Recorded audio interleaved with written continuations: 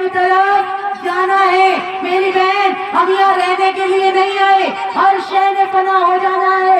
اللہ فرماتے ہیں سورہ رحمان میں کل من علیہا فان وَيَبْقَى وَجْهُ رَبِّكَ ذُو الْجَلَالِ وَالْإِكْرَامِ.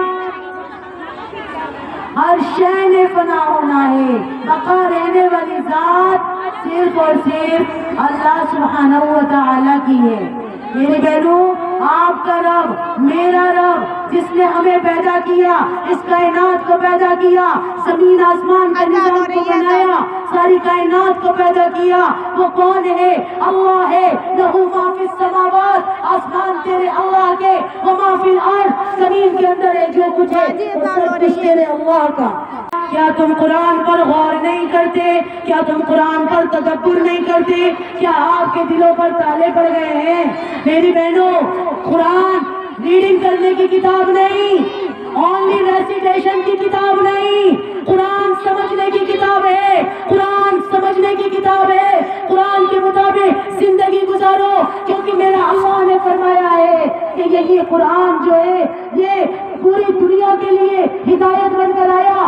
اللہ پاک پہلی آیت میں فرماتے ہیں سورہ بقرہ کی الف لام میم ذالک الکتاب لا ریب فیہ, یہ وہ کتاب ہے جس کے اندر کوئی شک نہیں.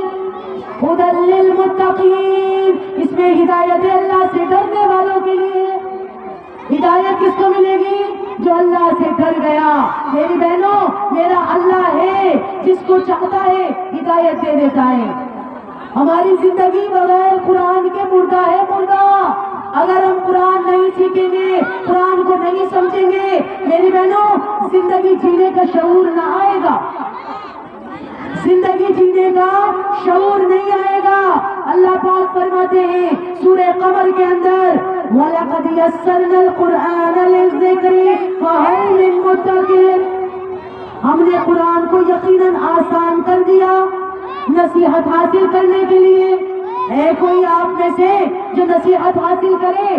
اللہ نے قرآن کیوں دیا؟ خالی تلاوت کے لیے نہیں. میری بہنوں, زندگی گزارنے کے لیے کہ زندگی کیسے گزاری جاتی ہے, ایمان کیا ہے, نماز کیا ہے.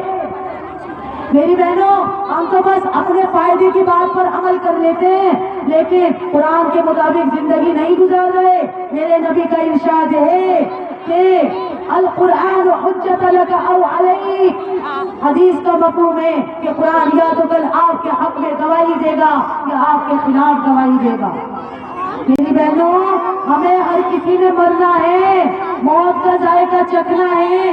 کیا لے کر جائیں گے؟ ہمیشہ کی زندگی ہماری برباد ہو رہی ہے.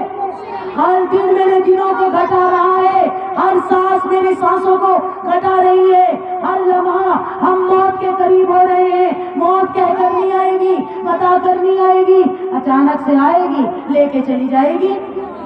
کیا تیاری کری ہم نے آخرت کے دن کے لیے جب اللہ کی عدالت میں پیش ہونا ہوگا؟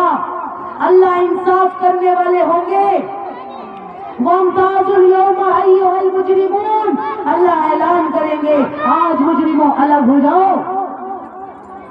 سورہ یاسین میری ساری بہنیں پڑھتی ہیں, اسی کے اندر ایک آیت ہے الْيَوْمَ نَخْتِمُ عَلَىٰ أَفْوَاهِهِمْ وَتُكَلِّمُنَا أَيْدِيهِمْ وَتَشْهَدُ أَرْجُلُهُم بِمَا كَانُوا يَكْسِبُونَ. اللہ تعالیٰ آپ کے منہوں پر تو مہر لگا دیں گے اور ہاتھ پیر جواب دیں گے ہم نے کیا صحیح کرا, کیا غلط کرا. میری بہنوں, یہاں نہیں رہنا. اگر یہاں رہنا ہوتا خوب من چاہی زندگی گزارو, لیکن یہاں سے تو جانا ہے, یہاں سے تو جانا ہے. اگر میں اپنی بہنوں سے پوچھوں نماز کے فرائض بھی معلوم نہیں, ہماری نمازیں صحیح ہے کیا؟ ہمیں غسل کے فرائض معلوم نہیں, ہماری نمازیں صحیح ہے کیا؟ فکر کریے ساری بہن, دین و اسلام کو سیکھنے کی کوشش کریں, کیونکہ یہی آخری دین ہے, یہی آخری دین ہے.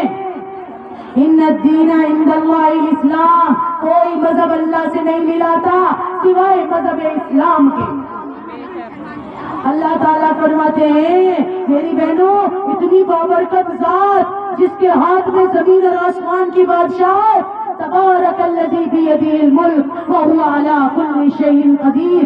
بڑی بابرکت ذات ہے وہ جس کے ہاتھ میں سارے ملک کی بادشاہت ہے.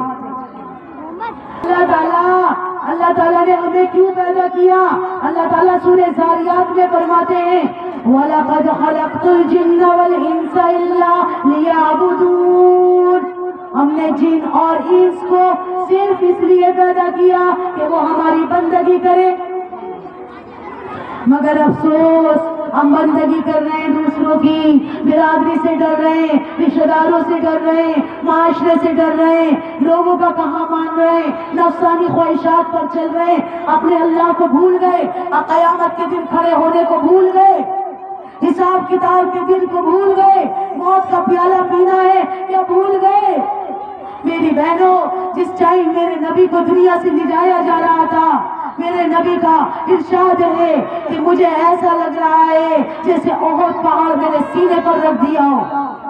ایسی ایسی گھاٹیاں ہمارے سامنے آنے والی ہیں اور ہم مزے سے زندگی گزار رہے ہیں.